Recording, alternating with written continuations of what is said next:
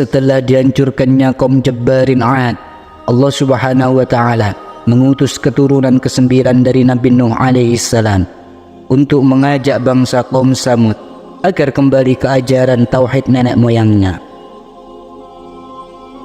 Akan tetapi hanya sedikit yang mau beriman, itu pun dari golongan orang-orang yang lemah.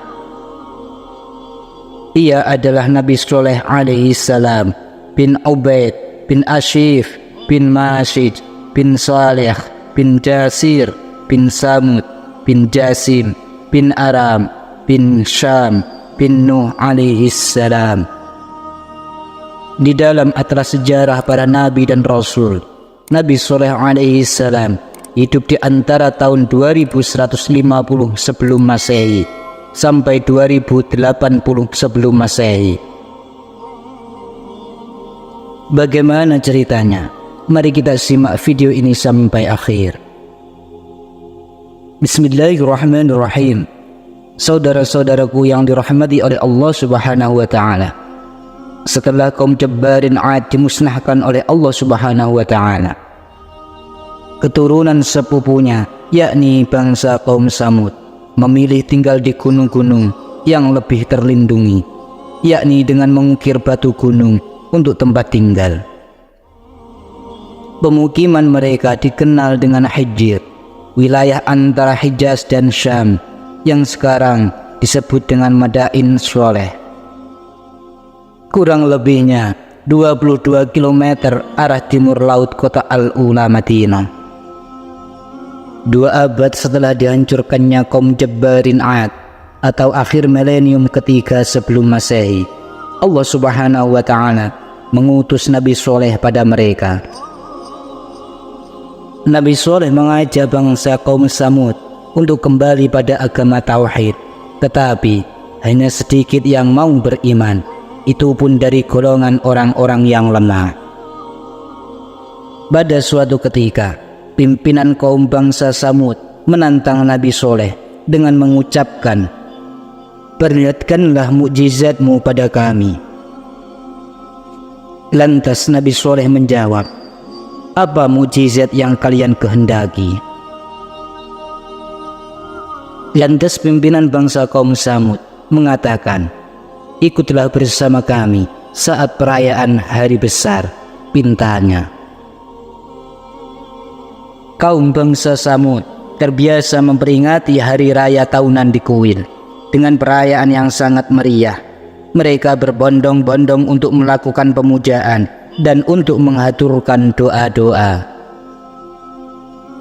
Pimpinan bangsa kaum Samud menantang Nabi Soleh dengan mengatakan, "Berdoalah pada Tuhanmu dan kami juga akan berdoa pada berhala-berhala kami. Jika doamu yang dikabulkan, kami akan patuh padamu.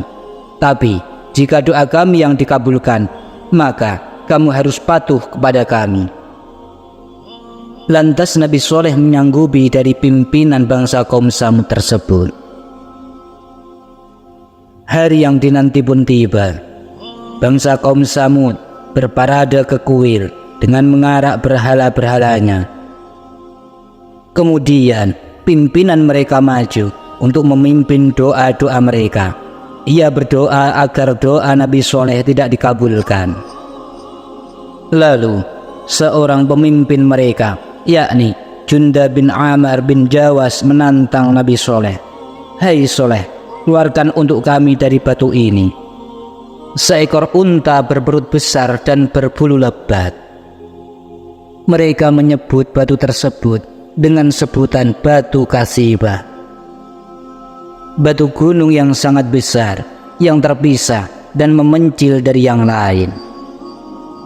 Nabi Soleh segera berdoa. Tiba-tiba Batu Kasibah layaknya induk binatang yang melahirkan unta betina, persis seperti yang diminta kaum Samud. Sebentar kemudian, unta betina itu melahirkan anak sebesar induknya. Junda bin Amr bin Jawas dan sebagian kaumnya insaf dan beriman. Adapun sebagian yang lain tetap mendustakan. Mereka adalah pengikut Zu'a bin Amr bin Labib dan Khobab, tokoh agama mereka. Nabi Soleh membiarkan kaum bangsa Samud memerah susu unta dengan syarat satu hari di antaranya harus mereka biarkan unta menghabiskan air sumur. Biarkannya merumput dan tidak memerah susunya. Kaum Samud menurut dan mereka bisa hidup berkecukupan. Di hari memerah, mereka dapat dengan puas memerah susu unta dan menyimpan untuk kebutuhan esoknya. Sekaligus mereka bisa mengambil air sumur sesukanya. Masalah muncul ketika para juragan ternak merasa dirugikan. Sebab unta, sapi, atau kambing dari juragan ternak tersebut ketika merumput di padang akan lari tatkala melihat unta Nabi Soleh yang selalu memilih kawasan subur. Diriwayatkan bahwa juragan ternak tersebut adalah dua wanita yang sangat kaya raya yang memiliki banyak binatang ternak, yaitu Sonduk binti Mahya binti Mahar, wanita muda jelita yang sangat kaya raya, dan Unaizah binti Ghanam bin Mukhalid, seorang perempuan tua yang meski begitu ia memiliki putri-putri yang sangat cantik. Keduanya sangat membenci Nabi Soleh.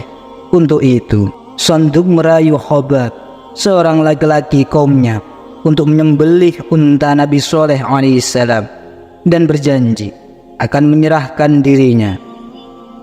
Khobab, tokoh agama dari mereka, tidak bersedia untuk melakukannya. Kemudian ia merayu Misdah bin Makhrad yang masih keponakannya dengan janji yang sama. Misdah tergoda olehnya dan menyanggupinya. Di sisi lain, dari pihak Unaizah, ia meminta Qidar bin Salif. Unaizah berkata kepada Qidar, "Hai Qidar, aku akan memberikan putriku kepadamu, terserah yang engkau suka, tetapi dengan syarat, jika kamu mau menyembelih unta Nabi Soleh alaihissalam." Lantas Qidar menyanggupinya. Lalu ia dan Misdah dibantu 7 orang kawannya.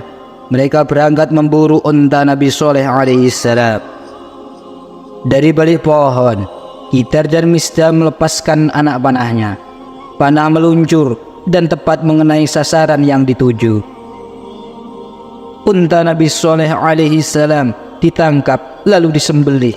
Kemudian kaum bangsa Samud berhamburan keluar dan bersama-sama menikmati daging unta tersebut. Si anak unta berhasil lepas dan melengung. Mereka mengejarnya. Anak unta berhasil lolos dan menerobos masuk ke batu Kathibah, tempat induknya dulu dilahirkan. Lantas Nabi Soleh alaihissalam mengingatkan kepada mereka dengan mengucapkan, "Kalian telah merusak kehormatan Allah Subhanahu wa ta'ala. Bergembiralah kalian atas siksa dan murka Allah Subhanahu wa ta'ala."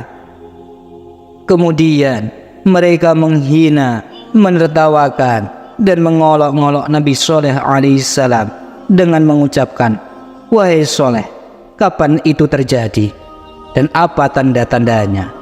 ucap mereka. Lalu Nabi Soleh alaihissalam menjawab alaan mereka. Nabi Soleh alaihissalam berkata kepada mereka, "Saat pagi buta, di esok hari, yakni hari Kamis, wajah kalian akan berubah pucat. Lalu pada pagi hari Jumat, wajah kalian akan berubah merah. Lalu di pagi hari di hari Sabtu, wajah kalian akan berubah hitam. Esoknya kalian akan tertimpa azab dari Allah Subhanahu wa ta'ala." Di mana hari saat kaum Samud menyembelih unta adalah hari Rabu. Lalu keesokan harinya, wajah kaum Samud benar-benar berubah pucat. Mereka sadar bahwa siksa pasti akan datang. Untuk itu mereka sepakat untuk membunuh Nabi Soleh alaihissalam. Nabi Soleh alaihissalam dan orang-orang yang mau beriman telah menyingkir terlebih dahulu. Beruntun hari berikutnya, wajah mereka berubah merah, kemudian berubah semakin gelap dan menghitam. Esok hari berikutnya, mereka bersiap-siap menerima siksa dari Allah Subhanahu wa Ta'ala. Dengan mengenakan kain kafan, mereka masuk ke liang lahat, beriring suara tangisan dan raungan tak berkesudahan. Secara tiba-tiba, di waktu duha, benar-benar terdengar bentakan menggelegar yang memenuhi seluruh penjuru langit.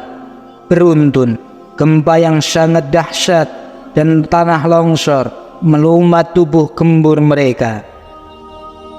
Mereka benar-benar musnah dan tidak ada yang selamat selain Nabi Soleh alaihi salam bersama kaum-kaum yang beriman.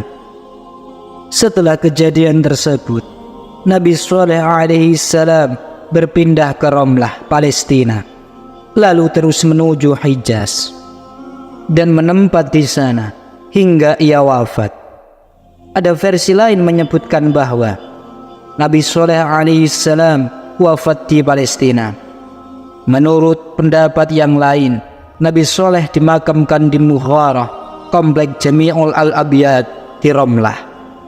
Muslimin muslimat rahimakumullah, semoga cerita Nabi Soleh alaihi salam membawa dampak kebaikan kepada kita untuk lebih dekat dengan Allah Subhanahu wa Ta'ala, untuk lebih meningkatkan ketakwaan kita kepada Allah Subhanahu wa Ta'ala, dan kita bisa mengambil hikmah dari apa yang kita dengarkan bersama-sama. Selanjutnya, di awal milenium kedua sebelum Masehi, seorang keturunan Nabi Nuh alaihi salam yang ke-9 tampil berhadapan dengan bangsa kaum Kaldan. Ia adalah Khalilullah Nabiuna Ibrahim alaihi salam bin Tarah bin Nahur bin Syaru bin Ra'un bin Falah bin Abbar bin Shalah bin Arfakshad bin Syam bin Nuh alaihi salam, yang menjadi pemimpin peradaban dunia saat itu. Ia adalah generasi sang penyeru yang melanjutkan revolusi bangsa manusia yang telah jauh menyimpang dari ajaran tauhid. Para keturunannya menyebutnya dengan Abraham, bapa dari agama-agama, dan saat ini ia juga dikenang dengan sebutan The Foundation Father atau bapak dari agama monoteis. Bagaimana ceritanya? Nantikan video-video selanjutnya. Terima kasih.